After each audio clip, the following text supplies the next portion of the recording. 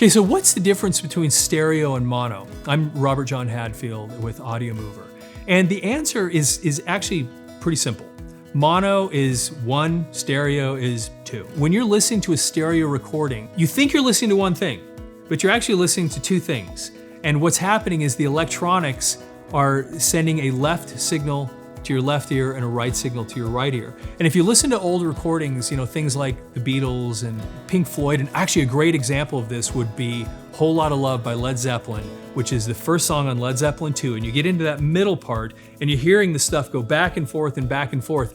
That's a great use, or a really obvious use, of stereo recording, because it's going, what's really happening is it's getting quieter in this ear and louder in this ear, but it's giving you the sense that something's moving back and forth. But it's really just a stereo recording. If that recording were turned into a mono signal or brought into one channel, you could still listen to it in both ears, because most modern electronics will take a mono signal and just convert it into stereo theoretically, so it'll go into both ears.